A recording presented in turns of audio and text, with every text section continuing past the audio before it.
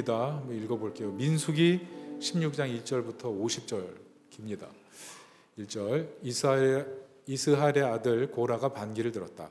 그는 고핫의 손자이며 레위의 증손이다. 엘리압의 아들인 다단과 아비람 그리고 르벤의 손자이며 벨렛의 아들인 온도 고라와 합세하였다.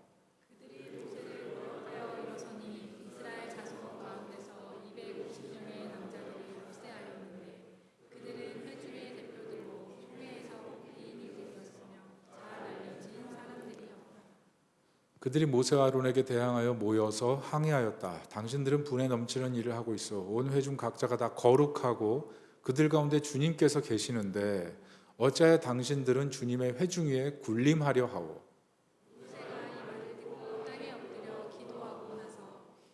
고라와 고라가 데리고 있는 모든 사람에게 이렇게 말하였다. 내일 아침에 주님께서는 누가 하나님께 속한 사람이며 누가 거룩하며 누가 그에게 가까이 나아갈 수 있는지를 알려주실 것이요. 주님께서는 친히 택하신 그 사람만을 주님께 가까이 나오게 하실 것이요. 이렇게 하시고 당신들 고라와 고라가 데리고 있는 모든 사람들은 향로를 가지고 나오시오. 내일 주님 앞에서 그 향로에 불을 담고 거기다가 향을 피우도록 하시오. 그때 주님께서 한 사람을 택하실 것이요. 그가 바로 거룩한 사람이요. 레위의 자손이라고 하는 당신들이야말로 분에 넘치는 일을 하고 있어.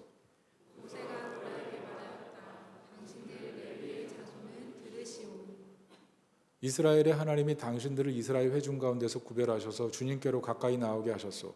그리고 주님의 성막일을 하게 하셨소. 그뿐만 아니라 당신들을 회중 앞에 세워 그들을 돌보게 하셨소. 그런데 이것이 당신들에게 부족하단 말이요. 주님께서는 당신의 모든 동료 레위의 자손을 당신과 함께 주님께로 가까이 불러내셨소. 그런데 이제 당신들은 제사장제까지도 요구하고 있소. 그러므로 당신과 당신의 사람들이 결속한 것은 주님을 거역하는 것이요. 아론이 어떤 사람인데 감히 그를 거역하여 불평을 한단 말이요. 모세는 또 사람을 시켜 엘리압의 아들 다단과 아비람을 불렀다. 그러나 그들은 이렇게 말하였다. 우리는 가지 않겠소. 우리를 적과 꿀이 흐르는 땅에서 이끌어내어 이 광야에서 죽이는 것으로도 부족하단 말이요. 이제 당신은 우리 위에 군주처럼 군림하기까지 할 셈이요. 더욱이 당신은 우리를 적과 꿀이 흐르는 땅으로 인도하지도 못했소. 밭과 포도원도 우리에게 유산으로 주지 못하였소. 당신은 이 사람들의 눈을 뺄 작정이요. 우리는 못 가오. 모세는 몹시 화가 나서 주님께 아뢰었다. 저 사람들이 바치는 제물은 바라보지도 마십시오. 저는 저 사람들에게서 나귀 한 마리도 빼앗은 일이 없습니다. 저들 가운데 어느 한 사람에게도 잘못한 일이 없습니다. 당신과 당신의 모든 사람은 내일 주님 앞에 나오시오. 당신과 그들과 아론이 함께 설 것이오. 각자 자기의 향로를 들고 그 안에 향을 담아 가지고 주님 앞으로 나와야 하오. 각자가 향로를 가지고 오면 향로는 모두 250개가 될 것이오. 당신과 아론도 각자 향로를 가져와야 하오. 그래서 각자 자기의 향로를 가지고 와서 거기에 불을 피우고 그 안에 향을 넣어서 회막 어귀에 섰다. 모세와 아론도 함께 있었다. 고라는 온 회중을 모두 회막 어귀에 모아두 사람과 대결하게 하였다. 갑자기 주님의 영광이 온 회중에게 나타났다. 주님께서 모세와 아론에게 다음과 같이 말씀하셨다. 너희는 이 회중에게서 따로 떨어져라. 내가 그들을 순식간에 없애버리겠다. 그러나 모세와 아론이 땅에 엎드려 부르짖었다. 하나님, 모든 육체에 숨을 불어넣어 주시는 하나님, 죄는 한 사람이 지었는데 어찌 온 회중에게 진노하십니까? 주님께서 모세에게 말씀하셨다. 너는 회중에게 고라와 다단과 아비람에 거쳐 가까이에서 떠나라고 하여라. 모세가 일어나 다단과 아비람에게로 가니 이스라엘 장로들도 그를 따랐다. 그는 회중에게 경고하였다. 당신들은 이 악한 사람들의 장막에서 물러서시오. 그들에게 딸린 어느 것 하나도 건드리지 마시오. 건드렸다가는 그들의 죄에 휘말려 함께 망할 것이오. 그러자 회중은 고라와 다단과 아비람에 거쳐 주변에서 물러섰다. 다단과 아비람은 밖으로 나와서 그들의 장막 어귀에 섰다. 그들의 아내와 아이들과 어린 것들도 함께 섰다. 그때 모세가 말하였다. 당신들은 이제 곧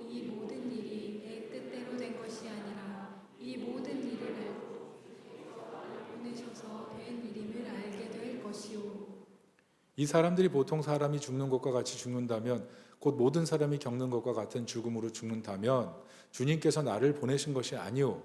그러나 주님께서 당신들이 듣도 보도 못한 일을 일으켜서 땅이 그 입을 벌려 그들과 그들에게 딸린 모든 것을 삼켜 그들이 산 채로 스올로 내려가게 되면 그때 당신들은 이 사람들이 주님을 업신 여겨서 벌을 받았다는 것을 알게 될 것이요.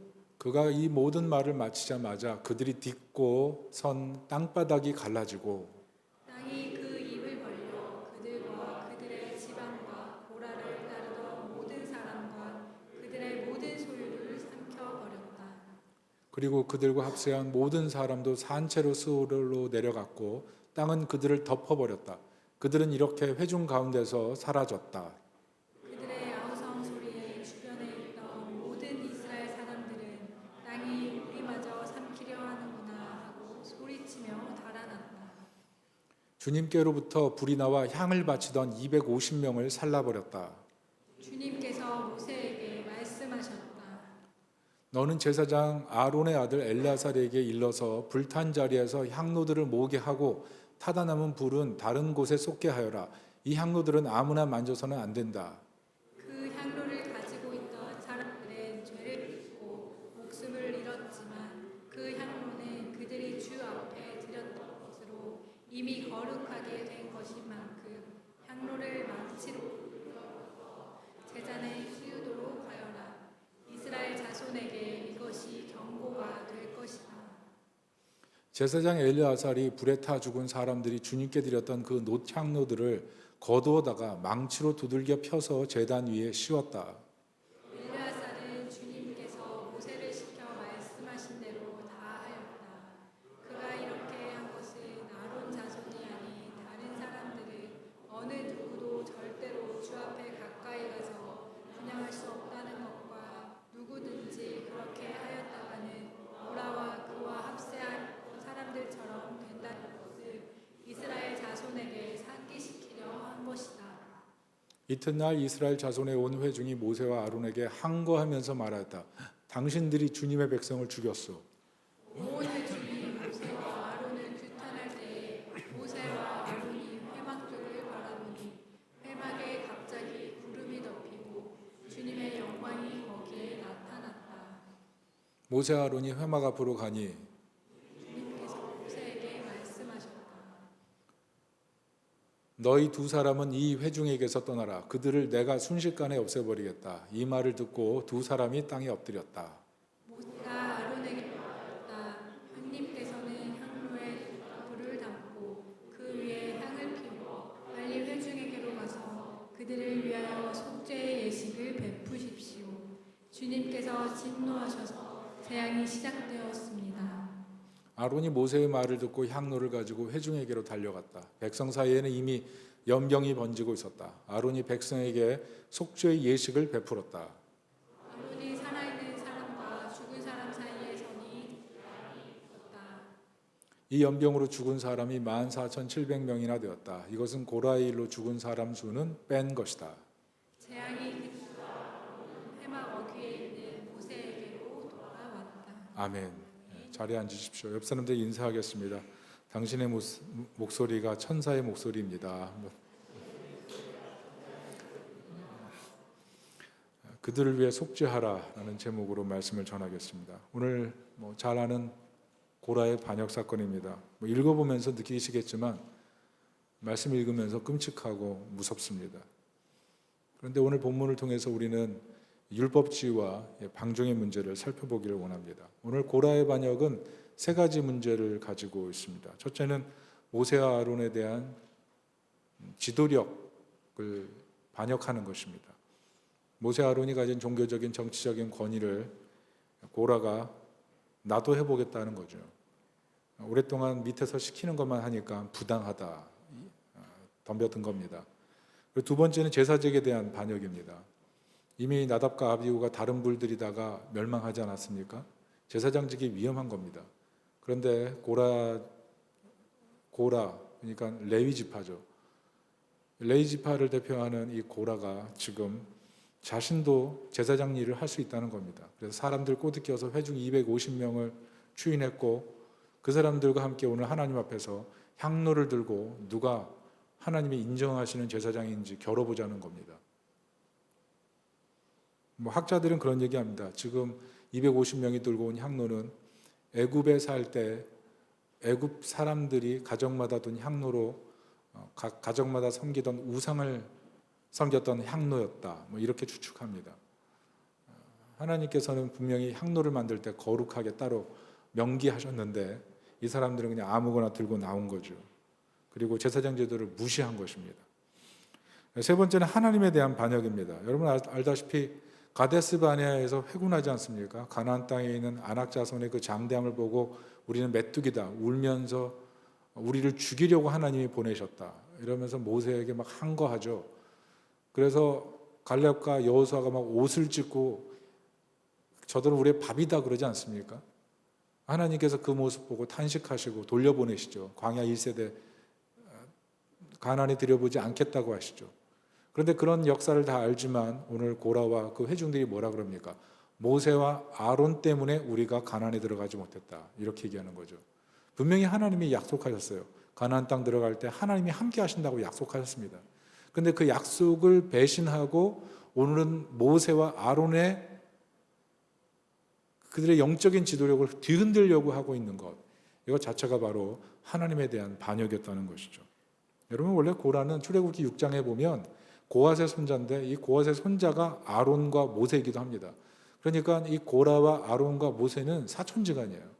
얼마나 오랫동안 애정이 있었겠습니까? 그런데 광야 생활하면서 아론과 모세는 제사장의 역할을 하고 탑 리더의 역할을 하지만 자기는 늘 성막에 있는 기물 운반하는 일을 하니까 비교의식이 생기면서 나도 저 일 하고 싶은데 마음 먹다가 어느 순간 대들기 시작한 것입니다. 특별히 성막을 중심으로 해서 이스라엘은 12지파가 3지파씩 연결되어서 있습니다. 그 중에 고라 자손들이 남쪽에 거했는데 이 남쪽에 있는 지파가 르벤 지파였습니다. 그 르벤 지파 중에 가장 오래되고 리더십이 있던 사람들이 다단과 아비람인데 고라가 그들과 연합해서 회중 250명의 지도자들을 포섭하고 당을 만들어서 오늘 모세를 들이받은 것입니다. 오늘 결과는 참혹하죠. 고라, 다단, 아비람. 원래는 이 온도 처음엔 들어있지만 온이 명단에서 빠진 걸 보면 학자들은 온은 회개하고 아마 돌이켰을 것이다 이렇게 해석을 합니다. 하여간 땅이 입을 열어서 산채로 이들을 삼키고 성막에서 불이 나와서 250명의 회중 지도자들을 순식간에 불태워서 섬멸해버린 것을 볼 수가 있습니다. 그리고 하나님께서 어떻게 하십니까? 제사장 엘라살에게 명해서 그들이 들고 있던 향로는 받쳐진 것이니까 거룩하게 만들어서 번제단에 망치로 두들겨 펴서 번제단에 붙이라고 얘기하시죠. 제사장의 권위는 내가 세운 권위이기 때문에 누구도 도전하지 마라. 이게 하나님 명령이었습니다. 왜 이렇게 끔찍한 사건이 일어나고 하나님은 또 자기 백성들을 심판하는 이 어려운 일들을 감당해야 하셨을까요? 그 중심에 율법주의와 방종이 있습니다. 여러분 율법은 나쁜 게 아닙니다. 율법은 죄를 알게 하고 하나님께 가까이 나가게 하고 십자가의 은혜를 붙들게 합니다. 그래서 율법은 우리로 하여금 하나님을 더 의지하게 만들죠. 하나님을 더 사랑하게 만듭니다. 그게 율법의 기능입니다.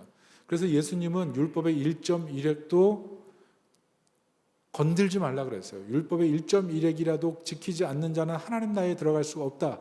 이렇게끔 말씀하셨어요. 율법은 폐기된 것이 아닙니다. 율법은 도리어 하나님의 은혜를 더 강화시키는 도구인 거죠. 그런데 율법이 익숙해지고 이것을 잘못 쓰게 되면 율법을 잘 지키는 사람들은 어느 순간 내가 율법 잘 지켰으니 하나님 날 용납하실 거야, 더 사랑하실 거야, 이런 생각이 듭니다.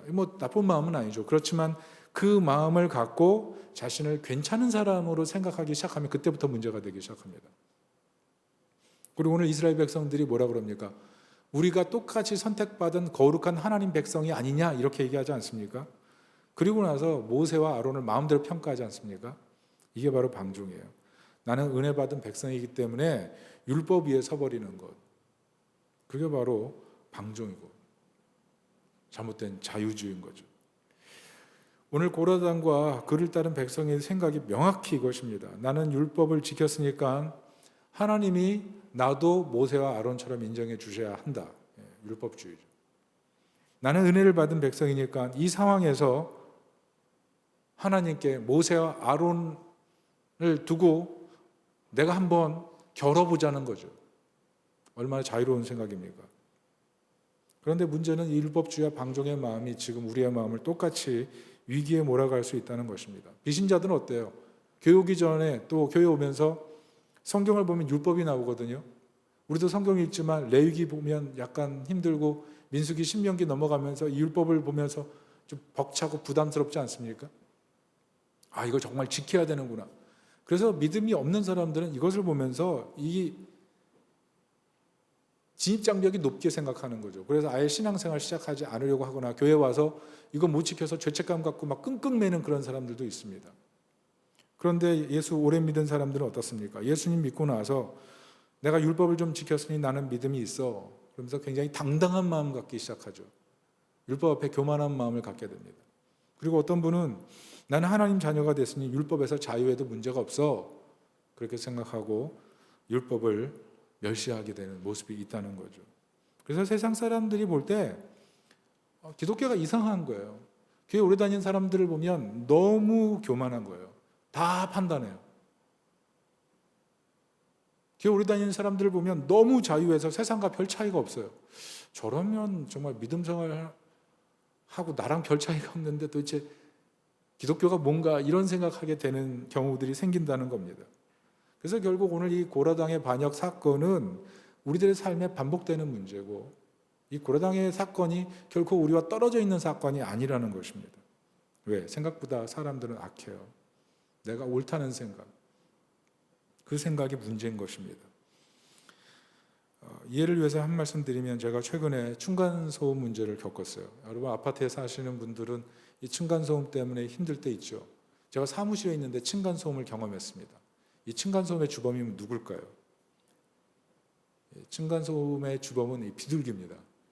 우리 교회 건물에 환기구가 있는데 이 환기구에 비둘기들이 들어와서 이 지붕과 이 제 방 천정 사이에 둥지를 텄습니다. 그리고 여기서 울고 싸우고 쫓아다니고 장난치고 가끔 부엉이 소리도 들리고 쥐 소리도 들리는 것 같고 비둘기가 들어오니까 다른 막 동물들도 들어오는 것 같아요. 너무 고민이 돼서 이거 어떻게 하지 하고 있는데 심지어 예배 시간에 비둘기가 막 천정 위에 걸어다니기 시작합니다. 그러니까 어떤 집사님이 저한테 얘기하시더라고요. 그분이 굉장히 순전하고 착하시거든요. 저한테 얘기하시더라고요. 비둘기가 둥지를 트면 쫓아낼 방법이 없습니다. 그러면서 이 비둘기를 쫓을 수 있는 방법은 한 놈을 잡아야 됩니다. 한 놈을 저 세상으로 보내야 됩니다. 그러면 비둘기들이 깜짝 놀라서 또 옮기게 됩니다. 그 얘기를 하는 거예요. 집사님이 별일 다 해봤대요. 비비탄으로 쏴보기도 하고 꼬챙이 닮아보기도 하고 그런데 안 도망가더라는 거예요. 근데 결국 한 마리 잡았더니 다 도망가더라. 제가 이제 층간소음 때문에 드디어 비둘기를 잡아야 되는 그런 상황에 이르렀습니다. 근데 어느 날 비둘기가 저한테 얘기했다고 해보세요. 지금까지 제가 이 건물에 있으면서 온갖 해충은 다 잡아먹었습니다. 그러니 이제 목사님 사무실을 저에게 내주십시오. 우리 모든 이 목동에 있는 비둘기들은 여기를 사용하고 싶습니다. 그리고 보니까 목사님 가끔 서가지고 무슨 얘기하시던데 제가 앞으로 얘기하겠습니다. 주일날은 강단을 저에게 주십시오. 그렇게 말했다면 여러분 어떻게 생각하시겠습니까? 이게 말도 안 되는 얘기죠. 자기 분수를 모르는 거죠. 그런데 오늘 고라당이 뭐라 그러죠? 3절에 보면 모세 아론에게 너희가 오래도록 우리를 이끌더니 너희가 분수를 모르는구나 이렇게 얘기하고 있어요. 여러분 하나님께서 사람과 존재적으로 차이가 있으시죠. 우리가 시험 들 때가 언제냐면 하나님이 생각보다 작게 느껴질 때 시험 들어요. 그러나 생각보다 하나님이 너무나 엄청난 분이시라는 사실을 깨닫고 그 앞에 겸비할 때는 사실 시험도 견디게 되는 거죠. 근데 오늘 고라와 다단과 아비람의 모습을 보면 하나님을 경외하고 하나님의 크심보다 자신들이 오랫동안 신앙생활을 했던 그 방식 안에서 하나님을 자신과 거의 동급으로 취급하고 모세와 아론을 하나님이 세운 사람으로 보는 것이 아니라 그냥 자신이 오랫동안 봐왔던 익숙하고 자신과 같이 하나님을 섬기는 사람 정도로 하대하고 있다는 것입니다. 그래서 모세가 7절에 뭐라 그래요? 너희가 분수를 모르는구나, 이렇게 얘기를 하죠. 성막 섬기는 일이 얼마나 아름다운 일입니까? 더구나 대제사장이나 제사장은 목숨을 걸고 성막에 들어가지 않습니까? 그런데 다른 그 레위들은 성막 기물 옮기면 되는 거잖아요. 훨씬 안전하고 무엇보다 이 하나님의 임재와 영광이 있는 그 성막에서 섬기는 일 자체가 얼마나 고마워요. 성전에 그 문지기만 돼도 얼마나 행복한 겁니까? 그런데 하나님을 가까이 섬기는 일이 너무나 고맙고 감사한 일인데 어느 순간 모세와 아론을 보면서 마음에 들지 않는 거죠. 그러면서 하나님의 권위에 도전하는 겁니다. 결국 자기 분수를 잃어버린 거죠. 14절을 보니까 모세와 아론을 향해서 뭐라 그럽니까? 너희들이 백성의 눈을 빼려고 하는구나. 무슨 말이에요? 백성을 시각장애인으로 만들어서 너희들이 주물락주물락 하면서 마음대로 이 이스라엘 회중을 움직이고 있다. 니네 마음대로 하고 있다. 이렇게 얘기를 하는 거죠. 사실 그 사람 마음대로 한 겁니까? 구름기둥 하나님이 인도하셔가지고 이동한 건데 오늘 모세와 아론을 대적하면서 항거하면서 이런 일들을 벌였다는 겁니다. 결국 어떻게 돼요? 27절 보니까 자기 장막 앞에 딱 서서 자신의 처자, 유아들까지 딱 손잡고 누가 옳은지 봅시다. 이렇게 덤비잖아요.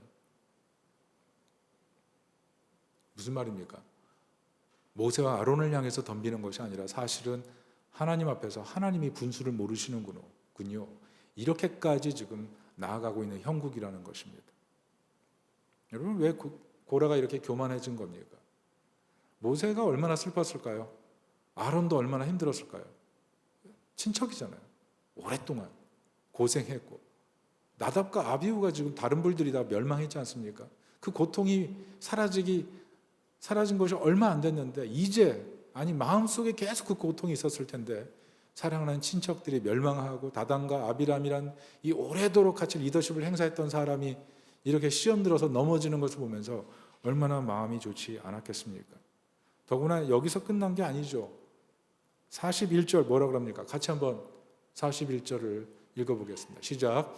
이튿날 이스라엘 자손의 온 회중이 모세와 아론을 원망하여 이르되 너희가 여호와의 백성을 죽였도다 하고, 그리고 42절 보면 모세와 아론을 막 때리기까지 하죠. 여러분, 주석을 보니까 이 시기가 언제냐 하면 가데스바네에서 회군한 다음에 40년을 방황하다가 아마 40년 다 채우지 못한 것 같습니다. 이후로 또 사건들이 있으니까 이제 가데스바네아로 다시 돌아가서 요단을 건너야 되는 그런 상황이 가까워지고 있는 거예요. 광야 1세대가 지금 다 끝나서 사람들이 죽고 하나님 말씀대로 광야 2세대가 생성되고 있는 그런 시점에 지금 이 고라 자손들이 반역을 일으킨 겁니다. 하나님 말씀대로 모든 것이 되어가고 멸망하고 있는 그런 상황에서 정신을 못 차리고 지금 덤벼들었다는 것은 이게 얼마나 큰 문제인지를 알 수 있죠. 왜 이렇게 된 것입니까? 이게 바로 율법주의와 방종의 문제인 거예요. 결국 하나님보다 내가 더 옳다는 자기의 문제예요. 이스라엘 안에 아주 심각한 죄성이 도사리가 있다는 것을 보게 되는 겁니다. 그런데 이게 바로 우리 안에 있는 마음이에요. 우리 안에 있는 마음. 성경을 보십시오. 사랑하라 그러죠? 그런데 사랑하면서 어떻게 됩니까? 저 사람은 왜 사랑하지 않는데 이런 마음 생기지 않습니까? 그게 율법주의예요.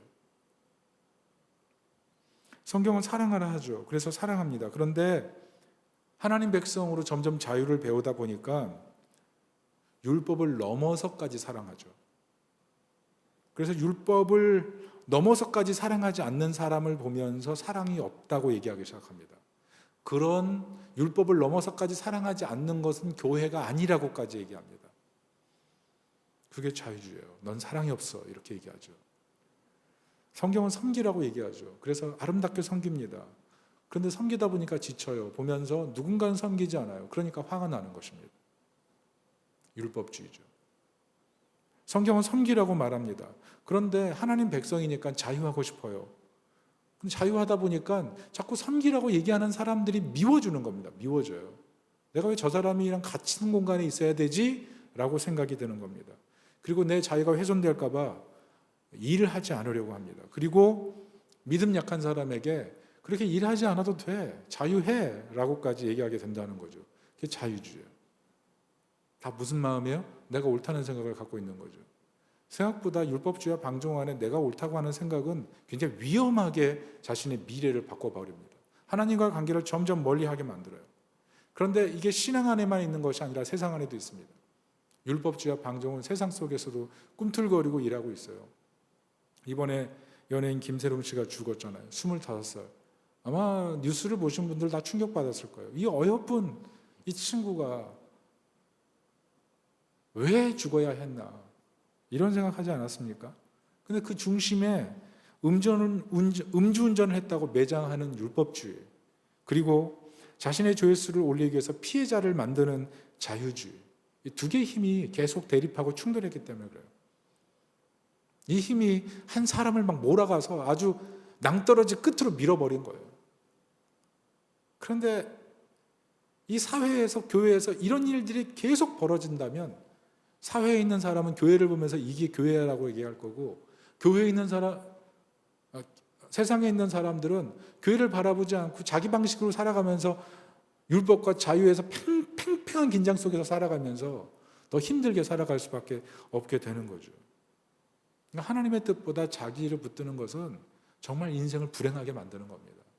교회를 다니면서도 신앙을 기쁨과 즐거움과 감사 속에 살지 못하게 만들어버려요. 형인상학자인 네빌 고다드가 이런 얘기를 했습니다. 자기가 원하는 것을 이루기 위해서는 자신을 내려놓아야 한다. 여러분, 만약 고라가 자신을 내려놓았다면 어떻게 됐을까요? 내가 틀렸다는 것을 먼저 발견했다면 어땠을까요? 자기 내면을 들여다봤다면 어땠을까요? 내가 옳았다는 생각을 내려놓고 하나님이 옳으시기 때문에 이 권위를 인정해야 된다고 생각했다면 어땠을까요? 하나님이 세우신 권위 앞에 내 권위도 얼마나 소중하고 아름다운지를 발견했다면 얼마나 즐겁게 헌신할 수 있었겠습니까? 그런데 그러지 못했어요. 왜냐하면 내가 옳다는 마음이 너무 강하니까 모세와 아론을 세워놓고 자신을 따르는 250명의 회중 지도자들을 세워놓고 그 앞에서 딱 대립하지 않습니까? 사람 마음속에 그런 마음이 있고 결국 방황하는 마음이 되는 것입니다. 우리 애들 키워보면 아시죠? 어릴 때 애들 얼마나 말 잘 들어요. 귀엽고 예쁘고. 그런데 7살 되면 부모님들 이런 얘기 하잖아요. 죽이고 싶은 7살. 죄송합니다. 애를 키우면서 힘드니까 그런 말까지 하게 돼요. 왜? 애들이 어릴 때 그 귀여운 모습이 없어지고 빠득빠득 덤벼드는 거예요. 내가 옳아요. 내가 잘했어요. 청소년 돼보세요. 말 시키면 대답도 안 해요. 문 잡고 들어가서 그냥 저 세상에 사는 것 같아요. 밥 먹을 때도 핸드폰만 들여다보고 말 한마디 걸면 대답 안 해주고 다 옳다는 거예요. 다 옳다고. 결국 어떻게 됩니까? 자기가 옳은 방향으로 가다가 결국 자기가 만들어낸 결과를 감당을 못하죠. 그래서 방황하게 되는 거. 그게 사람 아니겠어요? 다 그렇게 살아가죠. 제가 어제 사무실에서 우연히 발견한 게 있습니다. 제 책상에 있고 옆에 조그만 서랍장이 있는데 서랍장을 열다가 이게 문이 안 닫히는 거예요. 그래서 이 서랍장 밑을 들여다보니까 뭐가 떨어져 있더라고요. 그래서 그 떨어져 있는 걸 빼니까 닫히는데 잘 보니까 뭐 불그스름한 게 있어요. 2장이에요. 잘 보니까 화투예요. 이게 왜 여기 들어가 있을까요? 여러분, 제가 했을까요? 제가 화투를 쳤을까요? 아니에요. 이 교회 옮기면서 여러 물품을 중고로 많이 샀어요. 그런데 이 책상도 중고로 구입한 겁니다. 그러니까 누군가의 책상이 제 자리에 들어와 있는데 그분이 걷다가 화투짝 2개를 넣은 거죠. 근데 생각해 보십시오. 화투짝이 모두 몇 장이에요? 몰라요. 기억이 안 나요. 근데 하여튼 왜 하필 2장인가? 제가 화투짝을 보니까 이게 비예요, 비. 저는 왜 하필 비인가 또 이런 생각. 레인이 아니에요. 그 연예인 그 상징하는 그 그림이 아니고 화투에 있는 그 비 맞으면서 나는 새 그 모양하고 또 하나 그 시커먼 문 있는 그 붉은색 그 있잖아요. 화투에서 말하는 2장. 저는 이게 청소년들은 어릴 때 롤을 하면서 지나지만 우리 좀 지난 세대들은 청소년 때 이걸 배웠습니다. 그래서 좀 어릴 때 많이 했어요. 그런데 이제 중학교 때 다 죄송합니다. 그때 다 끝냈어요. 2장짜리가 있는 거예요. 그래서 이게 뭘까? 왜 이 사람은 화투를 다 넣지 않고 딱 2장만 여기 넣어놨을까? 이게 빠질 수 없는 위치거든요, 이게. 왜 그랬을까? 그래서 제가 뒤져봤어요. 무슨 의미가 있는지. 그랬더니 이게 이 비가 12월을 의미하더라고요. 11월인가 12월을 의미하는데 이거는 비는 장애물을 의미하고 비는 장애물을 의미한대요. 근데 그 중에 이렇게 날아오른다는 건 이 장애물을 극복하는 용기라는 거예요. 그런 의미가 있대요. 그리고 이 2장짜리 이 문이 있는 이 피는 무슨 의미냐면 라쇼문이랍니다. 라쇼문. 이 라쇼문이 뭐냐면 일본에서 시체가 나가는 문이 라쇼문이에요. 그런데 이 라쇼문으로 나갈 때 시체만 나가는 게 아니라 귀신도 나간다는 거예요. 그래서 이거는 2장인 거예요. 놀랐죠? 저도 처음 알았어요. 왜 이게 2장인지 몰랐거든요. 그러니까 주술적인 의미가 있는 거죠. 제가 순간 이분이 여기에 이 2장을 넣은 건 그냥 넣은 게 아니겠다라는 생각이 들었어요. 그냥 넣은 게 아니구나. 우리 옛날에 그 할머님들이나 그 어르신들 보면 어떻게 합니까? 화투로 아침에 일어나서 점을 칩니다. 해보셨나요? 점을 쳐요. 안 해보셨나요? 이게 맞아요. 맞아 들어갑니다. 그래서 1월부터 12월 딱 잡고 오늘 하루 이렇게 했구나 이렇게 살아가거든요. 그러니까 화투라는 게 굉장히 주술적인 개념이 있어요. 우리는 그냥 모르고 막 하지만 제가 뭐 화투 하지 말라 이 얘기하려고 제가 하는 건 아니고 안 하시는 게 좋죠. 안 하시는 게 좋아요. 하지 마세요. 뭐 이런 거 해서 좋을 거 하나도 없습니다. 그런데 주술적인 의미가 있다는 것이죠. 근데 이분이 여기 넣었다는 게 도대체 뭘까 이런 고민하다가 이분이 사업하면서 적어도 뭔가 좀 이뤄보고 싶은데 의지할 힘이 없으니까 이거라도 밑에 깔아놨구나 이런 생각 들더라고요. 여러분 믿지 않는 사람들은 자기 베개 밑에 부적 놓잖아요. 그리고 속옷 안에다가 부적 넣잖아요.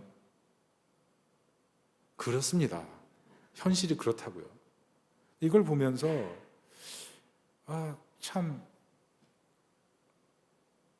이 세상을 살면서 귀신이라도 붙잡고 살아내야 되는 것이 세상 사람들에게는 정말 이게 참 인생을 살아가는데 큰 문제구나 이런 생각했어요. 근데 이거 창피하잖아요. 화투장 2장을 넣어놓는다는 게. 그러니까 밑에 몰래 숨겨놓은 거죠. 지금 저는 그걸 갖다가 꺼내서 제 책상 위에 올려놨거든요. 이제 버려야 되는데. 근데 제가 이 얘기를 제가 주관적으로 해석해서 여러분에게 얘기할 수도 있기 때문에 굉장히 조심스럽습니다. 그렇지만 적어도 화투로 하루를 일진을 보면서 테스트한다는 건 어떤 의미가 있습니까? 자기 방식으로 하루를 구원하려고 하는 거예요. 자기 방식으로. 사람은 다 자기 방식으로 하루하루 구원을 얻으려고 뭔가를 행위를 해요. 그런데 결과가 뭡니까? 자기 의로는 구원을 이룰 수가 없어요. 오늘 본문이 보여주는 게 명확히 이겁니다. 자기 의로 율법을 추구하고 자기 의로 자유를 추구했는데 결과는 멸망. 이게 성경 오늘 본문이 보여주는 아주 큰 메시지예요. 큰 메시지. 그냥 우리가 여기서 고라와 다단과 아비람을 보면서 리더십에 한거하면 죽어 이런 단순한 메시지만 볼 것이 아니라 이 메시지 안에서 인간이 자기 의와 자기 의지로 하나님 말씀을 추구하고 가지만 결국 실패하는 인간의 한계를 본문을 통해서 봐야 된다는 거죠. 뿐만 아니라 세상 사람들이 자기 방식을 가지고 세상을 살면서 그 방식으로 결국 하나님과 멀어질 수밖에 없는 그 모습을 본문을 통해서 우리가 살펴봐야 된다는 거죠. 왜 그렇습니까? 나 자신이 비둘기처럼 연약한 존재라는 사실, 그것을 알아야 된다는 거예요. 자기 방식으로는 구원에 이룰 수 없는 그런 연약한 존재라는 것입니다. 그래서 오늘 본문을 통해서 우리가 살펴볼 것이 무엇이냐면 하나님의 은혜의 구원의 방식이에요. 하나님이 자기 의로 구원 얻을 수 없는 인생을 위해서 특별히 베풀어 주신 은혜의 방식, 그게 오늘 모세와 아론의 방식입니다. 자, 오늘 모세와 아론이 어떻습니까? 모세와 아론이 지금 어떤 모습을 당해요? 모욕당하죠. 조롱당하죠. 아주 3종 세트로 반역을 받습니다. 그렇지만 연병이 퍼지자 모세와 아론이 신속하게 하고 있는 일이 뭐죠? 향로를 들게 해서 회중 가운데 달려가게 만듭니다. 그래서 지금 자기 방식으로 하나님을 대적하고 있는 그들 앞에서 하나님의 속죄의 방식으로 이스라엘 회중들을 다 속죄하고 있어요. 그게 모세와 아론이 했던 일이에요. 이게 굉장히 중요한 의미가 있습니다. 이게 무슨 말이에요? 하나님의 은혜가 있을 때 이 사람들이 구원을 받고 가나안에 들어갈 수가 있는 거예요.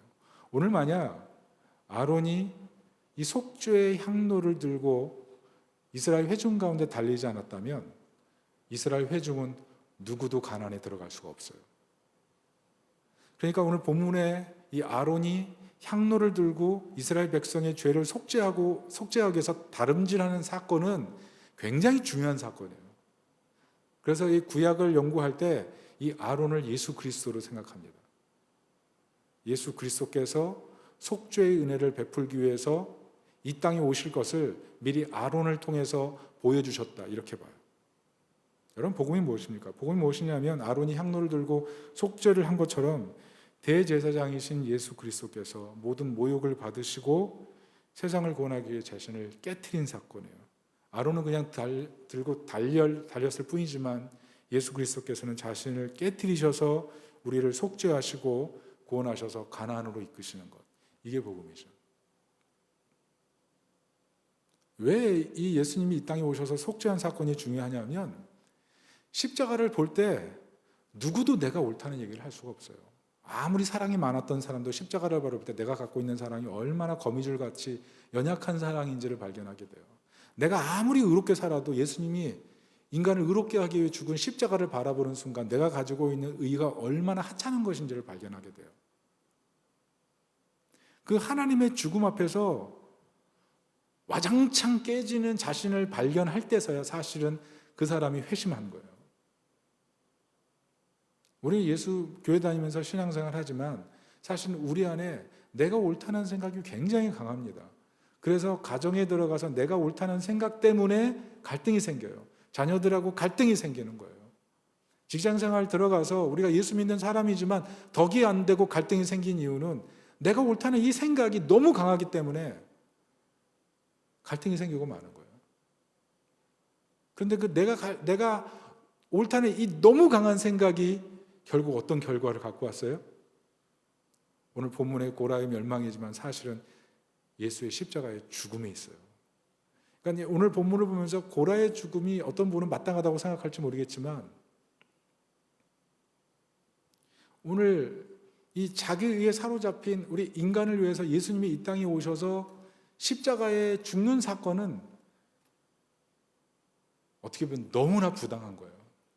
고라와 같이 멸망할 사람이 우리들인데 예수 그리스도께서 대신 십자가에 못 박히셔가지고 우리를 속죄하신 것을 생각하면 오늘 고라가 사실은 난데 우리가 본문을 보면서 이 하나님의 엄청난 사랑을 발견하게 되는 것입니다.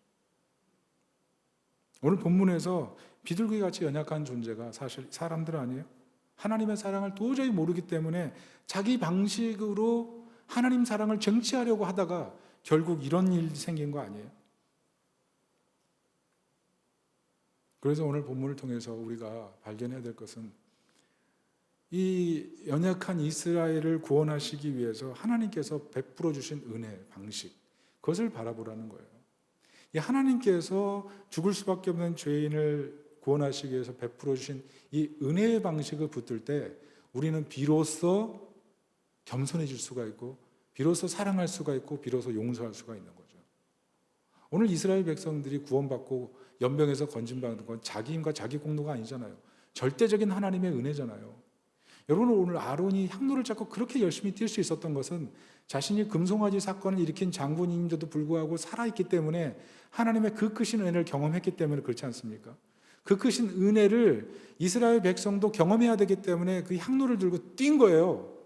그 120세가 넘는 노구가 숨이 턱에 올라올 텐데 한 사람이라도 더 살리려고 뛴 거예요.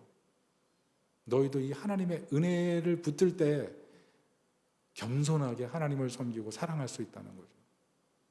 여러분, 우리가 교만해지고 우리가 시험에 들고 우리가 불순종하게 되고 사람과 거리가 멀어지게 된 이유는 바로 하나님의 은혜를 붙들기보다, 이 십자가에 달리신 예수 그리스도의 은혜를 붙들기보다 결국 내가 옳다는 이 감정을 계속 붙들고 있기 때문에 점점 십자가의 은혜와 멀어지고 내가 옳다는 것만 남게 되는 것입니다. 그래서 오늘 발견하는 것은 사실은 여기 이스라엘 백성들이 다 같이 멸망됨에도 불구하고 다 살아난 것처럼 우리도 똑같이 분수에 맞지 않는 은혜를 받은 사람이라는 것을 알아야 돼요. 분수에 맞지 않는. 어떻게 보면 우리가 십자가에 예수님 못 박은 사람들인데 예수님께서 우리를 위해 죽음을 치르셨다는 것은 우리가 분수에 맞지 않는 은혜를 받은 존재라는 거죠. 복음은 그래요. 복음은 명확하게 얘기합니다. 구원받을 가치가 없는 사람들을 위해 하나님이 치르신 일방적인 희생이에요. 그게 구원이에요. 그래서 사실은 예수 그리스도의 십자가를 바라볼 때 그 구원의 방식에 대해서 우리가 감사하고 기뻐할 수밖에 없는 거예요. 하나님, 나를 위해 이렇게 은혜를 베푸셨군요. 특별히 이 복음의 은혜를 깊이 알게 되면 어떻게 됩니까? 오늘 아론처럼 산자와 죽은 자 사이에 서게 되는 겁니다. 여러분, 의사들이 가장 고통스러울 때가 언제일까요? 살릴 수 있는 환자가 죽었을 때겠죠. 그리고 가장 기쁠 때는 살릴 수 있는 환자를 살렸을 때겠죠. 병원에 근무하시는 분들은 그거 알 거예요. 살릴 수 없는 사람이 죽는 것에 대해서는 그거는 체념할 수 있어요. 그러나 살 수 있는 사람을 살리지 못했을 때, 그리고 살아나야 될 사람이 살았을 때, 거기서 느끼는 그 슬픔과 그 기쁨의 그 오버랩을 매일 경험하는 게 의료진들 아니에요. 그런데 오늘 아론이 어떻게 합니까? 죽음과 삶 사이에 서 있어요. 이 속죄의 향로를 들고 열심히 달려서 한 사람이라도 더 살리려고 하면서 죽은 사람과 산 사람 사이에 서서, 이 사람은 내가 조금 더 일찍 도착했으면 살았을 텐데, 이 사람은 내가 겨우 도착해서 살았구나. 그 사이에서 기쁨을 누리고 있는 아론의 모습, 이게 오늘 본문의 모습이에요. 그게 47절 48절인데요 같이 한번 읽어보겠습니다. 시작. 아론이 모세의 명령을 따라 향로를 가지고 회중에게로 달려간즉 백성 중에 연병이 시작되었는지라. 이에 백성을 위하여 속죄하고 죽은 자와 산 자 사이에 섰을 때에 연병이 그치니라. 한 사람이라도 더 살리려고 하는 마음, 그게 아론의 마음이고 은혜 받은 마음이에요. 왜? 분수에 지나는 은혜를 받은 것을 너무 잘 알고 있기 때문에 이 속죄의 은혜를 붙들고 끝까지 서 있는 거예요. 그리고 나만 은혜 받는 것이 아니라 이스라엘 백성들을 위해서 이 속죄의 은혜를 알리고자 뛰어다녔던 거죠. 여러분, 이게 바로 은혜를 받은 사람의 마음이에요. 은혜를 받은 사람은 이 은혜 때문에 누군가를 사랑하고 누군가를 위해 희생해요. 심지어 자신을 싫어하고 자신을 힘들게 하고 자신을 모욕하게 한 사람까지 이 사랑을 베풀어요. 여러분, 돌아보십시오. 우리 마음이 왜 방하게 됩니까? 나를 힘들게 하고 어지럽게 하고 나를 고통 속에 몰아넣는 사람을 용서하지 못하기 때문에 그런 거 아니에요? 근데 그 마음에는 율법이 있는 거예요. 그리고 나는 자유하니까 그 정도는 해야 된다라는 생각이 있는 거예요.